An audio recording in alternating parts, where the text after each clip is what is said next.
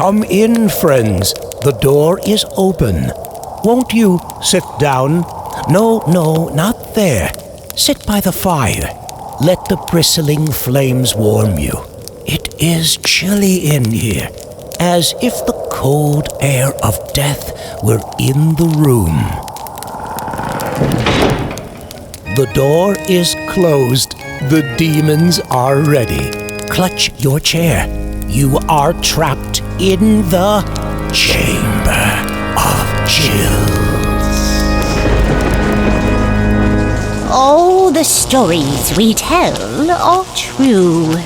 We believe in ghosts. Do you?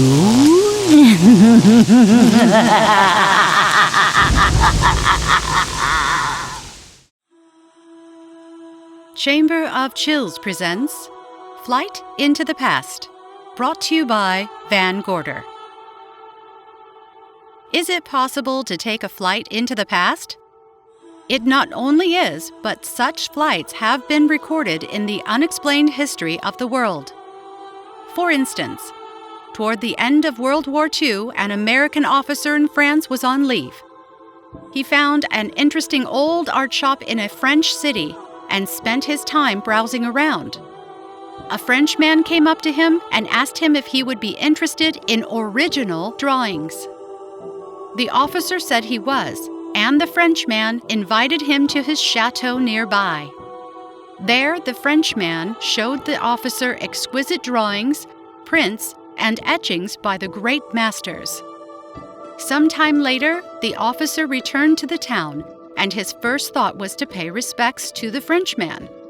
He reached the chateau only to find it a desolate ruin. From the natives, the officer learned that nobody had lived in the castle for 75 years, and that the last owner was a wealthy man who collected art masterpieces. This is not an only instance. In England, a few miles from the city of Bath, there lies the only ancient Anglo-Saxon church still in existence. Experts believe it was built during the 10th century. One Sunday in 1932, Mrs. Eileen J. Garrett visited the church as she examined it with her friends, Mr. and Mrs. Barber. She was struck by one fact. The navel and the choir sections seemed to have changed in a matter of minutes. She heard sounds of music and loud voices chanting in prayer.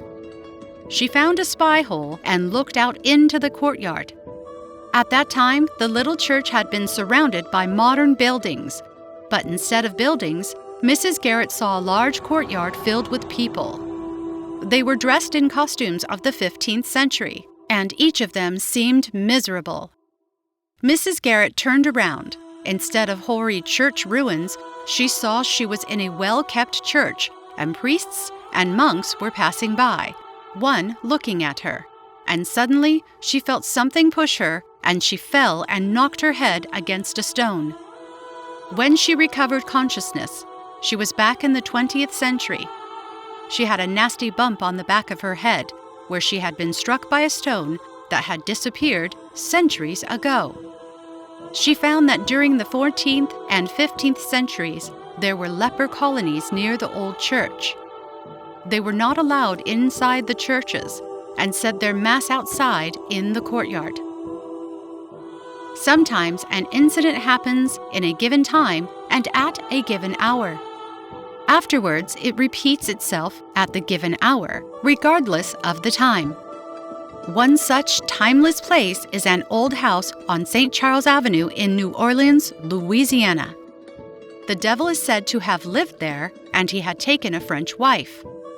The devil was fond of her and quite jealous, but at times he had to leave her to attend to other duties. During his absence, the French woman fell in love with a dashing young Creole man. The devil returned and waited for the Creole. He took him aside and told him that he knew, and would consent to his marrying the French woman provided that they must always be known as Mr. and Mrs. L. The Creole told the French woman, who was terrified, for she knew L stood for Lucifer. In her rage, she took a towel and strangled the Creole. Upon this, the devil came into her room and killed her. Then he took the 2 bodies to the roof, and in full moonlight he ate them except for the skins, which he had fed to the cats. The devil had made a mistake. He had eaten under the full moon, something forbidden to him. For this reason, he had to return again and again, and the whole scene of the meeting with the rival, the murders, and the aftermath had to be repeated. People who rented the house left sickened after having been transported into the past and forced to witness all of it.